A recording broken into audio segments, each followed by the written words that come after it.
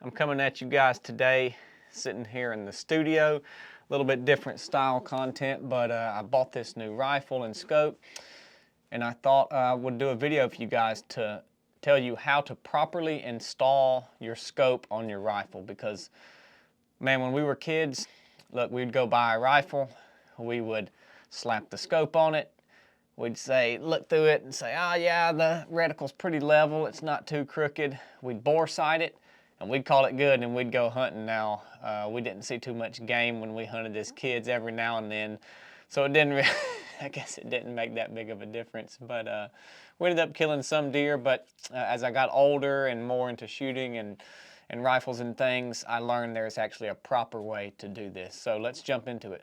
Alright guys, so before we get started here, I want to tell y'all this video is brought to you by Barbell Apparel. What I love about Barbell Apparel is you can get your complete clothing lineup from them, and it's all going to be really good stuff. So there's a lot of companies out there that make good exercise clothes and good dress clothes and good lounging clothes. Barbell Apparel makes good all of it. So it's not like their exercise clothes are really good and then their dress clothes and jeans are subpar. Everything's great, and so that's one thing that I love about them. It's getting jean season. They've got awesome jeans, and my family has told me multiple times that I'm maybe a little bit too picky about a lot of things, and I guess I would agree with that, particularly with my clothes. I just like them to fit. I like them to be well made and perform well, and Barbell Apparel meets my standard. And so that's all I wear every day. So you guys go check them out at barbellapparel.com. It means a lot to us that you would support the companies that support 3 of 7 Project, and we can guarantee you that they're going to be a good company, they're going to have good values and a good product, or else we wouldn't be partnering with them. So thank you, Barbell Apparel, for supporting 3 of 7 Project. So let's jump into this. You've bought your gun. You've bought your scope. Maybe it's an old gun you got a new scope for. Either way, you've got a scope and a gun, you need to put them together. The first thing that you need to think about is, what rings do I need? So you're going to have multiple different styles of scopes. Some are going to have a 1-inch tube, meaning the main tube of the scope here. Some are going to be 30 millimeter, some will be 34 millimeter, and there may even be some other ones. Those are just the common ones that I know of. 1-inch and 30 millimeter being the most common. So you'll need a ring, obviously, that matches that. The next thing you'll notice when you go shopping for rings is that there's multiple different heights of rings, so you know how tall they are. And you want one that is just high enough to allow your objective, the end of your scope, to not be resting on your barrel. Now, this is, I wouldn't really want it any higher than this, but that's sufficient for me. And the reason for that is that if it gets really high, there's potential that you may run out of adjustment and not be able to achieve a 0. Or if you do get the 0, you may have little to no elevation adjustment left. So if you're taking long range shots, then you're not going to be able to, adjust any more elevation to compensate for the bullet drop. And so kind of the best way to do that is just to order multiple different heights of rings. Sportsman's Guide is an awesome company. They've got everything from tree stands to grills to hunting stuff to shooting stuff, and they've got a great return policy, 90 days. So you buy something, you can return it up to 90 days after you buy it, so that gives you plenty of time. What I like to do is just order a few different heights of rings, and there's calculations you can do to try to get close, but look, go find the ring you want and order, low, medium, and high, or low and medium, whatever you want, and try them out and see which one actually fits your gun the best, your gun and scope combo. And so you put it on there, you say, all right, this works. There's a couple things that you need to think about from that point. The first one is eye relief. So eye relief is the distance between the the bell of the scope back here, the eyepiece, to your eye. So if you get really close, then you'll have what they call a donut. It'll be just black around what you're actually looking at in the scope.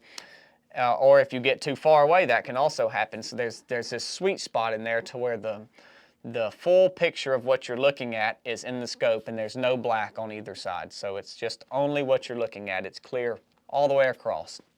And You know, if you're shooting your gun on a bench, or if you're shooting it prone, or just standing up freehand, your cheek weld on the gun is going to change.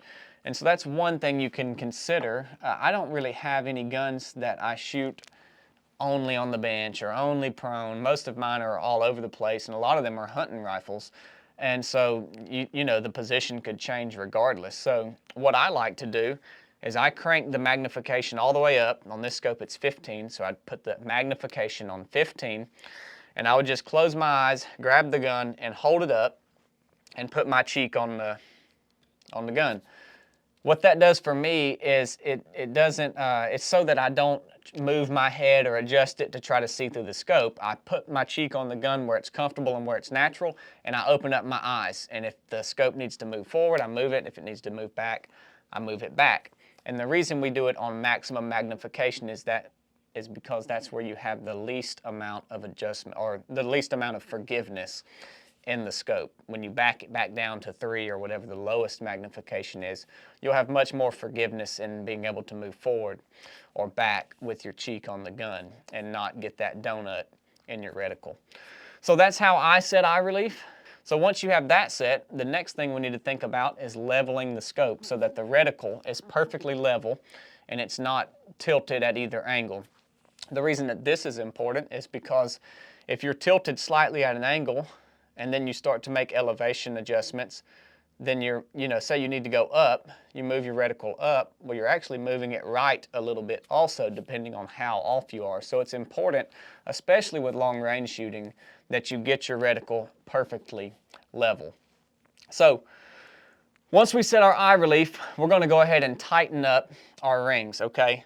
Here's another important thing, is tightening these rings to the spec that the manufacturer recommends. Usually the base mount, so where it mounts to the gun, it's on my side, you guys can't see that. Those are usually around 40 or 50, I think, but everyone's a little different. And then the screws that go on the top mount are usually around 18 to 20, and I think that's inch-pounds. So I've just got a little Wheeler scope mounting kit, and it came with this, yeah, they're inch-pounds, there it is.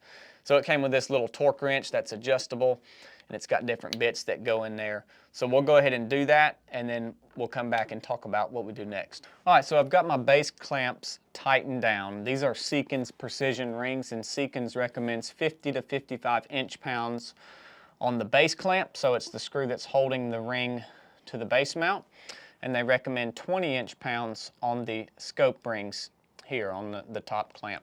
So I've got the base clamp tightened down. When we move into the scope, the top clamp, we don't want to tighten those down just yet. So what I did is I just put 2 screws on each one just to kind of hold the scope in place slightly. And we need to level the gun and then level the scope. So I've just got this, I don't even know who makes this thing. It's just this little gun working kit anyways. You clamp your gun into it, all right, and then you level it up. So this gun's actually got a level on it, which is really cool. But if yours doesn't, then you need to get you one of these scope mounting kits in order to do it right, and because they come with 2 different levels. So here's one level it comes with. You just need to find a flat spot on the gun, not on the scope, but on the gun. It's got a little magnet in it, so sometimes you can slide that up under there. Sometimes you could put it on the base, depending on how your scope is. But this right here would work, something like that.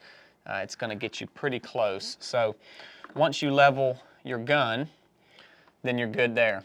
You take your next bubble level, and you're going to put that on top of your scope.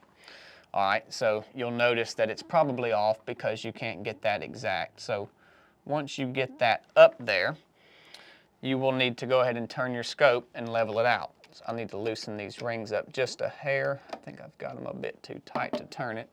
So we're going to turn this scope here until we get that bubble dead center between those 2 lines. So there we are, and I always just go back and double check that my gun's still level and that any of my movement on the scope didn't affect the bubble level. And again, I'm I like things done right, so I moved it slightly. I'm going to go back and change that just a little bit.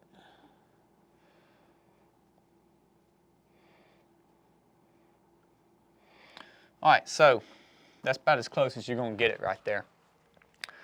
So now I've already got two screws in each top clamp in there, so I'm going to go ahead and tighten those down and secure my level. So now we're pretty much set up, all right? We've got our eye relief adjusted, we've got our reticle leveled. So once I tighten up those two screws that I put in there, I'm going to pull the gun out of the vise and just hold it up and check one more time that the scope looks level, the reticle looks level, and check and make sure that the eye relief is good. So just going to hold it up. Eye relief is good. Reticle looks level. Everything looks good to me. So now I'm going to put it back in the vise. It doesn't matter if it's level from this point on or not because we've already done that work. The next thing that I do is I've got, with this scope mount kit, it comes with some thread locker. Now if you don't have this, you can go buy some. You can use Vibra-Type, which is really good. I just don't have any of it. Or you can use like blue thread locker, but don't use the red. Don't use the permanent, obviously, because you might change your scope one day.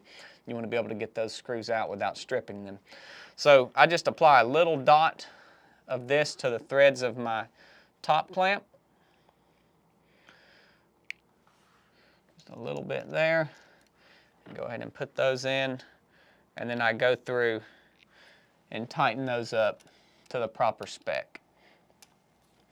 So this is the last step, guys. So you go through, make sure you set your torque wrench to the proper inch pounds. I just snug these up. The last thing you want to think about as you're tightening up this top clamp is you don't want to tighten one side all the way down and then have a big gap or relatively big gap on the other side. So you kind of want that top clamp as it's going over the scope. You don't want it cocked to one side like that. You want it pretty level. So usually I'll just kind of take my fingernail and measure. This is not exact, but it gets me at least close enough. And usually I can get about a fingernail's width between each side of the scope when I clamp it down. So once you do that, then you're good to go. You take this thing out to the range and you sight it in. And maybe that seems convoluted, maybe that seems like a lot of work, and some of you might think, you don't need to do all that. You could probably get by without it, but I like to do things the right way, and so that's what I'm doing here. So I hope you guys got something out of this. If you got a new gun and a new scope, then give this a shot. Thank you guys for tuning in. If you got something out of this, drop a comment. If you got anything to add, maybe something that you do that I missed, throw it in the comments. I'll check it out, consider it. I don't claim to know it all. I'm just sharing with you guys how I do things. So I'm always able and willing to learn. So thanks for tuning in. See you guys next time.